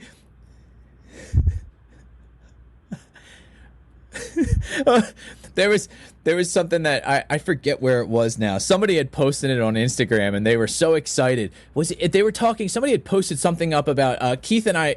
Keith is a huge fan of this band from Philadelphia called Ink and Dagger. And unfortunately their lead singer had passed away, but he got to see Fear. And somebody was like, he got to go see Fear, and I remember how excited he was because he came back and he was like, dude, Lee Ving spit at me. He was so excited because that was the highlight of his night. He was like, I idolized this dude, and he was like super aggressive. It was exactly what I thought it was going to be. I was like, that's great. What a great story. Yeah. Just theatrics and stage show and just emotion and just raw energy, just amazing stuff. But Lee, thank you again so much for coming on. We really love you coming on, and again, let's do this again sometime. So I look forward to it, just since I knew we were going to do it. Yeah. Because of wanting to help out and to maybe, I don't know, just... You've provided some closure for me, for sure, 100%. If that's exactly. I mean, if that's what you set out to do, you've done it 1,000 times over at this point. Every time you come, and the thing is that there's been times where I've been on the phone with you, and I've said it to you before. Like I was like, you got to give me a minute because I'm getting choked up, I'm getting upset, and it's like, it's nice because the way our conversations go will spark something, and you'll go, oh my God, I remember this other story. And then you start going, and I'm like, oh, this is so great. I'm so glad we had this conversation because, it got to a point where we're talking and we're like, oh, do you remember this? And then you remember this whole other series of things, and it's like, oh my God, like this is, I've literally never heard anybody talk about these. We will need to speak more often by any stretch, absolutely, from this point forward, and from that point forward as well as we have, but to continue, and I'll thoroughly appreciate that, as I do you, and God bless your family. Give all of them my love when you're speaking to them. I will. Thank you so much, Lee. All right. Thanks, My Lee. pleasure indeed. Let's talk again soon. And Absolutely. let's be in touch. You too, Keith. Let's be in touch, and let's stay in touch, man.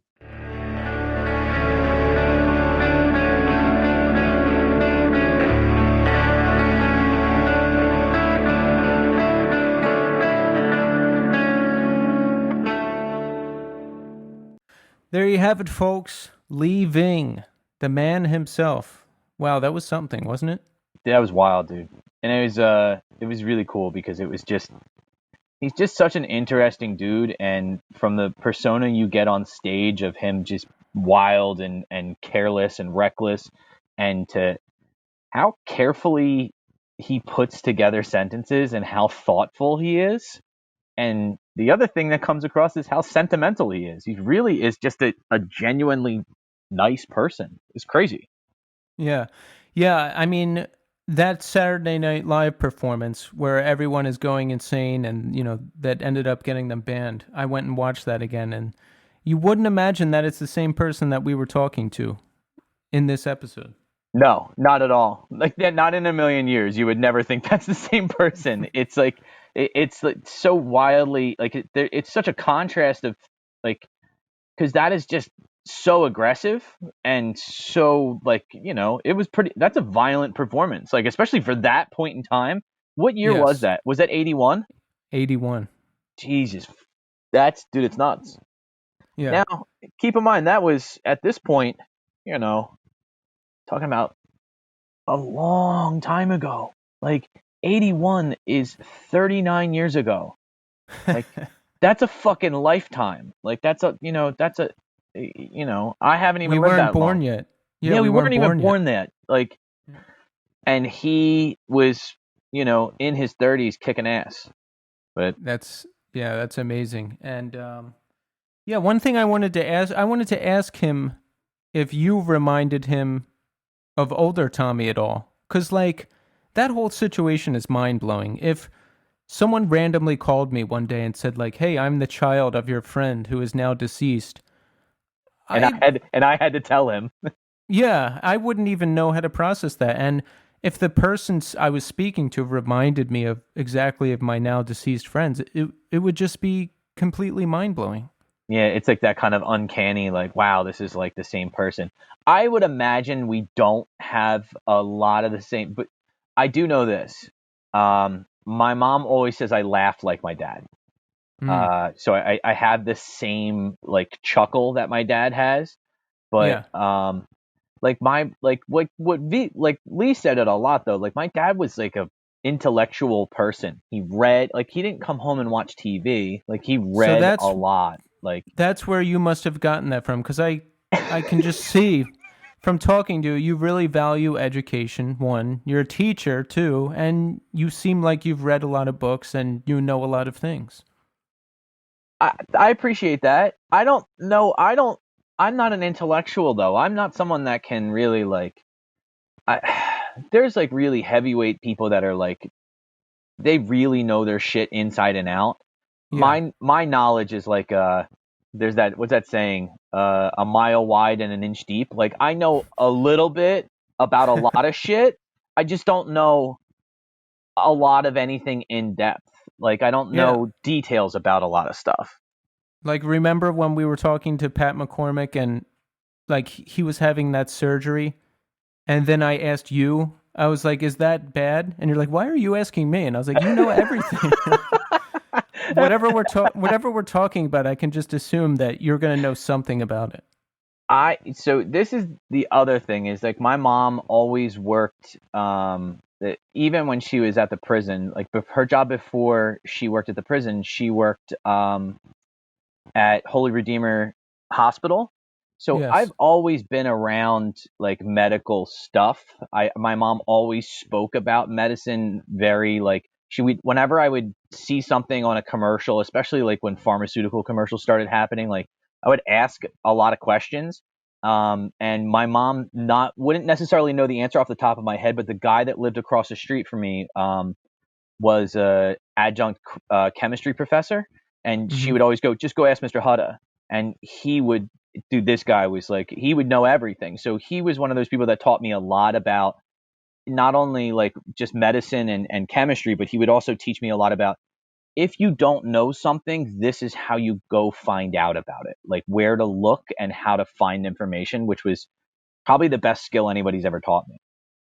Right. And it's amazing how often you have to remind people that, like, now that Google exists and YouTube, you can literally Google anything. I've Googled and figured out how to run entire softwares or ghost hard drives or any number of technological things. There's tutorials out there for everything. I actually had a similar experience at work where we're using new software, and I have now somehow become the go-to person, the guru of this new software. And they're like, "How did you learn it?" I'm like, "Do you know that at the bottom, like when you scroll down on the site, there's a question mark?" And they're like, "Yeah." And I'm like, "There's like 10 different video tutorials about how to manage the data, how to find the questions, how to assign the standards. Like all of it's on the site." And I'm telling you, Keith, they're not in depth. Like some of the videos are like 7 minutes long. It's like, this isn't a huge investment of time. It's just that people just they want somebody else to do it for them. Yes, like I do that. If I don't want to learn something, I'll ask, how do you do it? But if I want to learn it, I'll go and figure out how to do it and figure it out myself. Yeah, that's I think that's one of the things that's cool now about, like, if you have an interest in something, there's no excuse for not learning about it now. You can't just Right. say, I don't have access to that. Like, even 30 years ago, well, you got a fucking library card? Cool. Well, you want to learn about something, go. Like, you can do the work. It's just now it's legitimately, it's at your fingertips. That chemistry teacher you knew, did Yeah. he ever teach you how to make meth? No, no. He was one of those dudes that was like,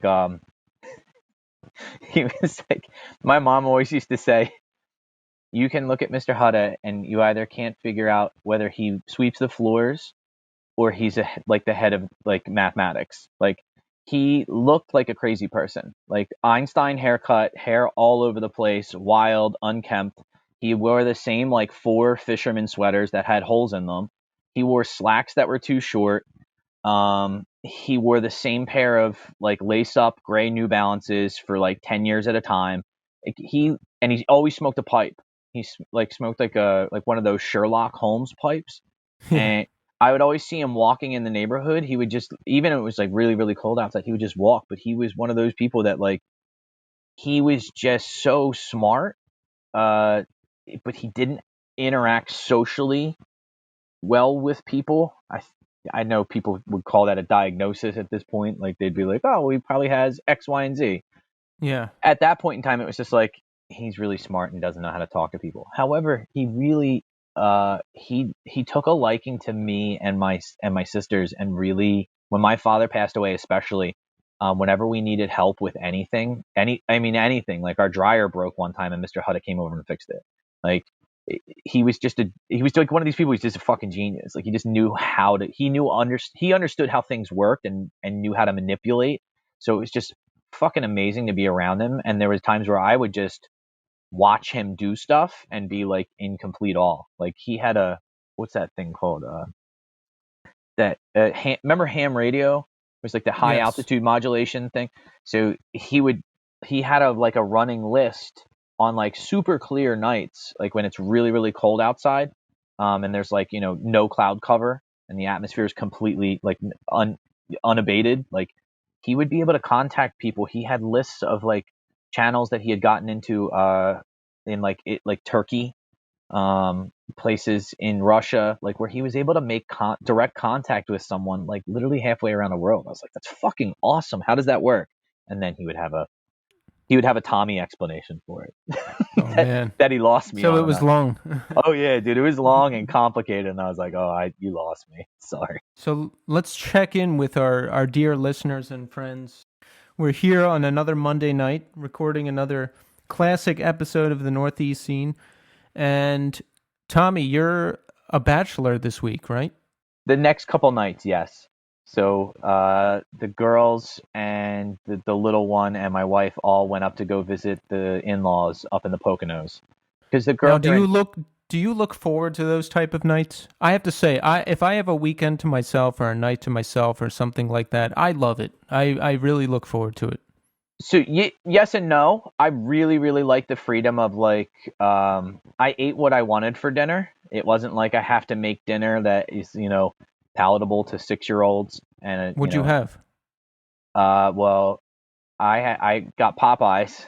Yes. So I had Yes, that's my like every 2 weeks I'll get that. And what'd you get? What do you get? What's your meal? So I always get. This is what I've always heard. So the chicken tenders arrive frozen, but the actual chicken on the bone is always fresh, never frozen. So I always get chicken on the bone. I usually get, if like this week, because I knew like I was going to have it for a couple nights, I got an 8-piece. I got the 8-piece family meal. So I got the side I got was macaroni and cheese, and it comes with 6 biscuits, I think. Oh man, and you're living the life. So yeah, I ate fried chicken over the sink for dinner, so I didn't have to wash any plates. Now that's efficient. And a big glass of Turkey Hill iced tea. Oh yes. Yeah, now I get the breast and 2 wings. I like the wings because they're always crispy. Sometimes the breast or the thigh is like too veiny. You know what I mean? Yeah, the wings are always. Yeah, I hate that. The wings are always crispy, and I sometimes I double up and get mashed potatoes and French fries. Oh, I forgot about that. I got a side order of the Cajun fries. Yeah. Yes, you have to. It's good, and I've had the spicy chicken sandwich. I don't eat it often because I just feel bad after I do. Yeah. You know what I mean? It's heavy. It's like greasy. That's a greasy thing. Yeah. Here's the only other thing. When you get chicken there, do you get regular or spicy?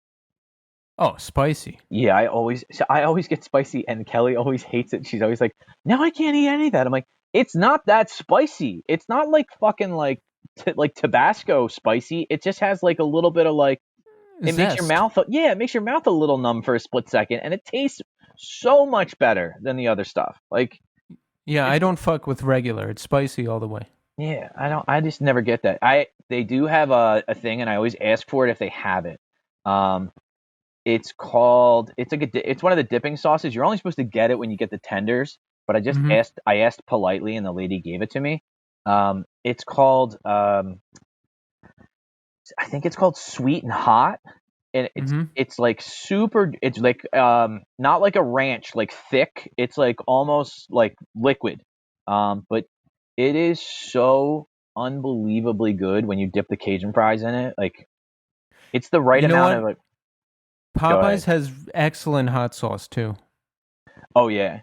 Well, this is the one thing I forgot about this though, is like we don't ever so Popeyes is like not far from us. It's in Ben Salem. So from my house it's like a 10-minute drive, right? Not bad at all. Yeah. But Kelly's always like, "Well, I don't want to get Popeyes." And I was like, "Why?" Then I got the bill. I got the bill when I was leaving, and I was like, "This is for one person?" And I was like, it was like $31. I was like, like for $50 we can order like enough family, like we can order for $50 at the Chinese food place. It's enough for a family, and it lasts us 2 days. Like, yeah, and I get it through Uber Eats, so that's like $20 for a meal just for me. Oh, I've never done that. You have to pay a lot of extra, like it's like there's a lot of fees that go along with it, right? Right, but I don't like to leave the house, so I'll eat that. What's your feeling on Church's chicken? Not good. I don't like it. I've only had it twice.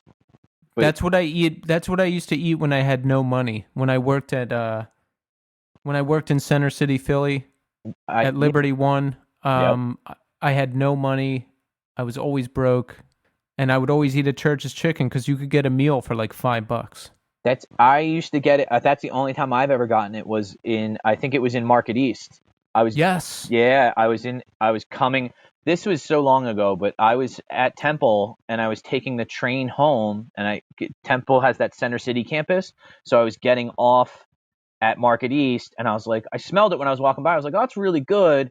And then I went to school, and on my way home, I'm like, I'm gonna get that, and I'm gonna eat it on the train on my ride home. And I remember being like, just disappointed because people could kind of hyped it up, and It's low quality. It's very low quality, and it's very greasy, very greasy. Yeah.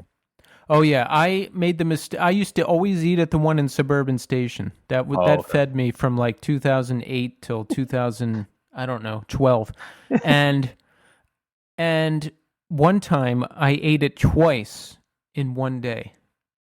Oh. Can you imagine that? No, I have a hard time. We eat fast food once a week, and I get really sick of especially if we order pizza or something like that. I love pizza on Friday night. On Saturday, when I look at it, I'm like disgusted by it. I'm like, ugh, I don't want to. I don't know how I used to eat fast food every day. When I was a teenager, McDonald's had that 2 Big Macs for $2.22 thing. Oh shit! I don't remember that. I would eat that. I would eat that every day. Oh, every day. I always was my mom's a good cook, so I was always used to eating at home. Yeah. And it was like, whenever we ordered out, it was only like 2 places. Like, get pizza or Chinese. So like, I never had fast food growing up, like, ever. So you're home, you're by yourself, you're eating Popeye's chicken over the sink, and have you played any video games? No, that's the important question. I have not. I've been boring stuff. The floor's getting done upstairs, so I did a lot of, like, last night when I did all the moving of furniture. Yes. So like the room was cleaned out when they came in. So I haven't had any, like, tonight I'll have some like real free time to like kind of like sit down and play. I might get in a couple games, but I think the biggest thing is I really, really, really, really want to play games that I can play for an extended period of time. So I want to sit down and play Zelda, or I want to play Metroid, and that's like a 2 to 3 hour endeavor. Like, that's not sit down and play for a little bit. Like, yeah, I want to go back and play some of these games because I've been watching those Arcus speed runs, and I really want to play the classics again. And there's a game called Blaster Master Zero. It's a Blaster Master remake. Okay. I got it through the PlayStation 4 store, and I'm playing it, and it's like the original game. And they change some things, but they add a lot of story.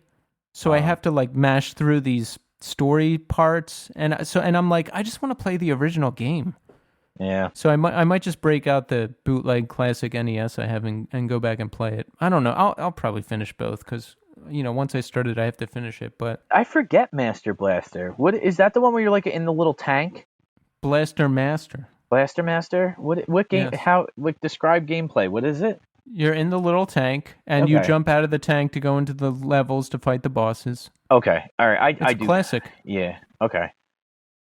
All right. So my week, work is insanely busy. I have so much going on that I created an hour-by-hour Excel sheet to manage my day.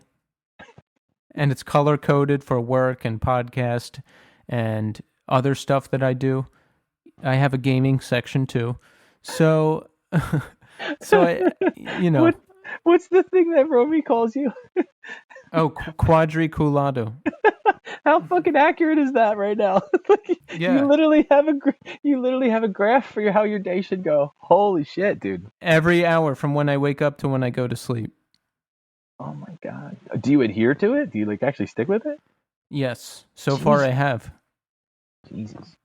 Yeah, I waste too much time, at least in my mind, and I have this exam, this project management exam that I have to study for and get done. It's supposed to get done this year, and so I got to really manage my time to make sure I'm studying consistently, and that's why I put this thing together. And yes, she wants me to take this exam and pass it. I do too. So she wants Bromy, I'm referring to, wants me to like manage my time better. But she still laughed when I sent her the spreadsheet, even though I told her I was going to do it.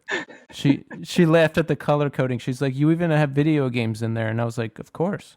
Yeah. Well, you got to plan for the things that are absolute necessities. Like if it's going to happen, you might as well plan for it. Might as well allot time. You're going to do it. Yes.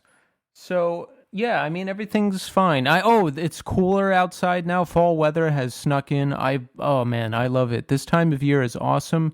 It's also kind of scary because uh, changes in weather make me want to like get high, as many other things do, Uh, and I can't do that anymore. But I kind of stopped getting high the first time in fall, and then Okay. I started getting high again in winter, and then I stopped getting high for the last time in spring. So it's like pretty much every season is going to make me want to get high in some sense. yeah, there's a trigger in there everywhere. So Yeah, but fall really does it because I love fall. I love the sweaters and fall fashion. I love the way the air feels. It's my time. It's the time, and especially in New York City, it's awesome. So I'm like reminiscing on horrible times. I'm like, oh, remember when I used to sit in a basement and get blasted out of my mind and watch Cheers on Netflix, like by myself? That was real fun. And then I'm like, wait a minute. wait, that wasn't fun. So I don't know. So I'm dealing with that, but it's. I'm not going to do it. I can't. I don't No, want to die. you can't. You just yeah. What was it? Do you ever see that movie? What was the one? I keep forgetting the name of it. It was one of the Jackass movies, and Steve-O was sober for it, so I don't think it was the first one. Maybe it was the second one or the third one. But Three, I think. Steve-O did this stunt where he fell, and like they were supposed to, like he was doing like a tightrope walk over fire, but when he fell on one of these metal panels, and he Yeah. had like third-degree burns on his arm, and he's going to the hospital. And the guy's like, "Well, let's just give him pain meds." And Knoxville's like, "Oh no, no, no! He had that card revoked. It's like he's not allowed to do that anymore." It's like, oh no! Can you imagine actually having to go through like a serious thing? Like as an adult, like I could think about like maybe if you had like some like dental work or something done, and then like they're like, "Oh, here's a bunch of Vicodin." You have to be like, "No, thanks." I don't know what I would do. If it was Vicodin, I definitely wouldn't take it because that's trash. But I don't know what I would do in that situation. I don't know if I would take the pain meds and use them responsibly and have someone help me manage it, which people do. Okay. Or I don't know if I would just say no, I can't do that. I don't know what I would do until the situation arose. See, I think with me, I think the fun thing is like when I get like I had that I had surgery in what was that, July, and they gave me Percocet, and I remember being like, I don't want these. She was like, well, you What have did you this. do with them? They're sitting upstairs in my medicine cabinet. Like, they're What are you doing later? you trying to meet up? Um, but I think I texted it to you because I remember they gave me such a weird like script. Like before the surgery they gave me two Valium to take and then a script for Percocet, and the script for Percocet was like I don't know what the dosages are because it's like I guess 2.5 milligrams and then like 5 milligrams. So Yeah. they gave me the ones that are the 5 milligram ones. So I'm like looking at them, I'm like, should I take one of these? And I wasn't in any real pain. I mean, it was uncomfortable, but I wasn't like in pain. So I was like, I'm just not taking these. And then one night that I actually did have pain, I was like, I rolled over and I was like, oh, that really hurt. I got up in the middle of the night, and because I was like, half asleep, I just took ibuprofen that was already like right out in the front of the medicine cabinet. So I just took that, and I woke up the next morning and I was like, oh, I'm still kind of sore. I was like, oh, that's right, I hurt myself last night. And then I was like, I have Percocet. Fuck. I should have taken like real medicine that I should have used. Like that was dumb. Like that's the point. That was the whole point of getting it, and I fucking didn't take it. I was like, that was fucking so stupid. But If you're someone who has not abused pain medication and you take it, it's very uncomfortable. I I don't like at that point I did not like it. It just made me very itchy and nauseous and sick, and I hated it. yeah, I do get itchy from it. I remember when I had my spleen out, they had given me I don't remember exactly what it was, but it was very, very strong. And I remember my mom, when I came home, my mom was like, I'm going to take this. And I was like, okay. And she's like, I'll give them to you when I think you need them. And I was like, all right. But keep in mind, like my surgery was like literally, it had cut my entire abdominal cavity open. So it was like, it's like a 13 or 14 inch incision. So every time I would cough, every time I would sit up, it was really, really bad pain. So I remember my mom gave me whatever it was. It wasn't like Percocet or anything like that. Can they send you home with morphine? Can they send you home with that? MS Contin is morphine sulfate. Yeah. Yeah, they might have given me something, but I remember I took it and it was so the pain relief was so good that I ended up doing things that I shouldn't have been doing. Like I was moving around so much more freely that I was actually really kind of causing more damage than it was worth. Like Yeah. I was like, I took it, and I remember the one thing that I did, and my mom was like, "You shouldn't be doing that." Was I had opened a cabinet, and I was reaching to the top shelf to get out like a big bowl or something like that, and she was like, "You shouldn't be reaching like that." And I was like, "Well, it doesn't hurt." And she's like, "It doesn't hurt because you just took medicine, shithead. Like, what are you doing?" Like, and that's when I was like, "All right, I got to be really more careful about how much I take." So whenever I took it from that point on, my mom would, I think, only give me half of one, because it's enough to dull the pain, but not enough to know that like you shouldn't be kind of pushing limits in terms of what you should be doing. Because like I felt nothing. I was like, I don't even feel anything. I feel great. I'm gonna make a giant bowl of cereal. That's good stuff right there. Yeah, That's the stuff you want or don't want, depending on your situation. yeah. So get this. That post I made on Instagram the other day with the Ink and Dagger record, did you see that? Yes. So when I moved from the Gall Street house into Doug's house in like 2007, I think. Okay. End of summer 2007. And at that time, I had no money ever. And I sold a couple records on eBay and a turntable. And I had a health savings account through my job at the time. Yeah. And I didn't know, like, I don't know what a health savings account is exactly. All I know is they gave me a card and I could withdraw money out of an account, like cash. Yeah, yeah. So I was like, bingo. So I ended up like withdrawing $800 or $900 out of this health savings account. And I was just partying, and I used the money to like pay the security deposit to move into the house. And you know, I left the company went under, and I never got a bill. So I fucked the system. So that's there you good. Yeah. But I digress. I sold that Ink and Dagger record that I posted, and another one, and a turntable. And I didn't set a reserve bid for the records. Oh. So these records were worth I don't know, $30, $60. So I ended up selling them for like $5 or $10. Like it was really sad because Ink and Dagger is one of my favorite bands. And then once, I had to pay for shipping. So once all was said and done, I pretty much made no money. So I basically gave them away. That sucks so bad. I've done that before. I sell sneakers on eBay a lot. Like I Wait, let me finish the story. Yeah, no. So the post. Yeah, so I bought the Ink and Dagger 7-inch on Discogs and made the post and said, hey, if anyone has the other record I sold, the Ink and Dagger, their last LP on Yellow, sell it to me.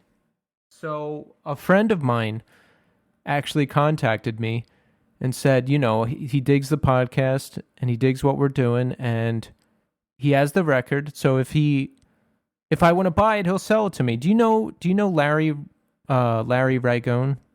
Oh, dude, that's dude. He used to dance at shows. He was like a big like hardcore dancer dude at shows. He's a huge record collector, right? Yes, he was in a band back in the day called X-Made, right? Called? Was he X-Made? No, that's a newer one. Oh, okay. He was in a band called Nine Will Die. I never saw them because they just weren't in my circle. They weren't in my orbit back then. Okay. And Psychic Teens, who I've seen a bunch of times, they're good out of Philly. Yeah. So he sold me the record. I have it, and that's fucking awesome. So shout out to Larry. Thank you so much for selling me that. And oh my God, the record is just, what a way to go out. I don't know if you've ever heard that record, but it's unlike anything I've ever heard, and it's incredible. You have a record player? No. Oh. So Larry's probably going to hear this and be like, "Oh fuck, why did I do?" No, but I plan to get a setup at some point. So that's I'm buying. Okay. I buy the really must-have records in anticipation of that. I saw one at Target a while ago, and I was like, "Oh, I should just buy a record player." And then my wife was like, "You literally just threw one out like 6 months ago, dude." And I'm like, "I don't know. I go in cycles with stuff like that where I saw somebody, and I sold a bunch of records at that place in Doylestown, but Yeah. I saw a couple people post stuff on Instagram, and I'm like, I don't know what that is in me, but I just immediately was like, I want that. It was like it was a Cave-In, the double LP for Until Your Heart Stops, but it was like on some really I don't remember if it was like splatter or like if it was like see-through. I was like, I need that, and then I was like, yeah. I'm not even a huge vinyl guy. It's just with certain records, I have to have it on vinyl. Like Cave-In would be one of them. Botch, Ink and Dagger, Hum. Like the real classics. Yeah. Oh, didn't I give you a Cave-In record? I was just Yes. I what was it? Creative Eclipses. Yeah. Because that was one of those ones that I was like, I don't know what to do with any of this stuff anymore. I threw my record player out. Well, anyway, so I'm glad I have that record. I'm glad it's fall. I'm glad we're doing the show, and it's going good. People are saying nice things. So continue to listen to us. Continue to follow us on social media. We got the Twitter. We got Instagram, the NE Scene. Continue to write us. We're getting some good emails, and we want to get some more. We'll read your stories, your experiences on the air. So email us, northeastscene@gmail.com. We want to hear from you. And, I don't know. What else? That's it. Shout out to Mike Miggs, who contacted me the other day and was like, yo, I dig the podcast, and was asking, like, ins and outs of, like, how we actually record it. And I was like, I don't know, call Keith. You should probably talk to Keith. Keith does all that. Yeah. Well, Mike, if you want to know, hit me up. And shout out to Mike for doing you know what to you know who in the late 90s. I don't want to blow it up here, but Where's that video? Where's the video of that? Can we post that?